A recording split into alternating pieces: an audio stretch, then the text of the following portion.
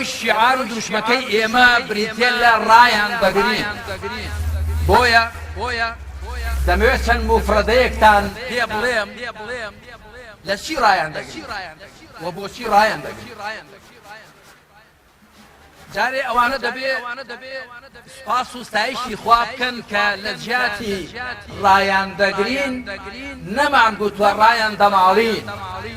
ئەوانە شایستەی ئەوەن ڕابماڵدرێن نەک تەنیا ڕاکەین.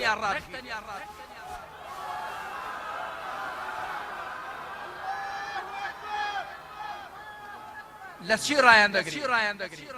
براو خوشکانی بەڕێزم، ئێمە قسەیەک ناکەین هەروە بۆ 24 ساعات و قسەیەک ناکەین تەنیا بۆ سەرنجڕاکێشانی خەڵک.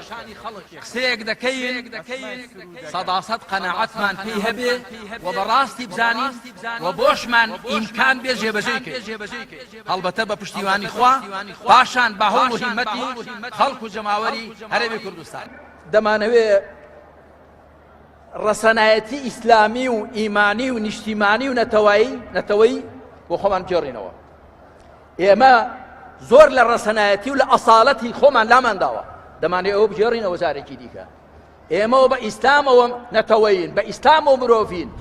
تەماشای مێژووکەن، تەماشای ئەدەبیاتکەن، تەماشای شعر و هونەرکەن، تەماشای خەباتی ڕزگاری خوازیمان بکەن. هەمووی ئەوانە قیادەیان کردو و ڕیادەیان کردووە کە لە قوتابخانەی ئیسلامدا پێگەیشتوون.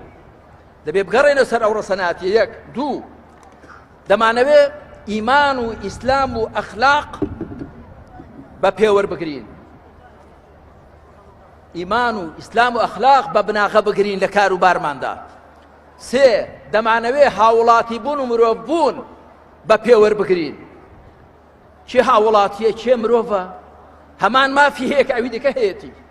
دەبێت کۆتایی پێ بێ مەحسوبیەت و حیزبایەتی و حیزبگەرایی و دەمارگیری حیزبی کە خێر و بێری وڵات هەموو خۆت قۆڕەخکەیت. دەبێت ئەوە کۆتایی پێ بێ. دەبێت بوەستین. ئەگەر لەو ئاستە نەوەستین بەرەو هەڵدێر دەچین. هەرێمەکەمان زۆر بێهێز و پێز بووە، هەمووتان دەزانن. هەرێمەکەمان جارێ لە ڕووی قەبارەوە بۆتەوە نیوە، ئەو نیوەیەش کە ماوە زۆر بێهێز و پێز بووە. ئەگەر ئەو هەموو زوڵم و ستەم و گەندەڵی و فەساد و بێسەرۆبەریان ڕانەگرین بەرەو خراپتر دەچین. هەروەها ئێمە کار دەکەین بۆ ئەوەی حکمێکی ڕەشید، حکمڕانێکی ڕەشید پیادە بکەین. دەمانەوێت ئیعتیبار بگێڕینەوە بۆ دامەزراوەکانمان، دامەزراوەی پەرلەمان، حکوومەت، دەسەڵاتی دادوەری، حکوومەتە خۆزیەکان. دەمانەوێت ئیعتیباریان بۆ بگێڕنەوە، شکۆیان بۆ بگێڕینەوە. ئەوانە هەمویان شکۆیان شکێنراوە لەلایەنی حیزب و شتی بچووکتر لە حیزبەوە.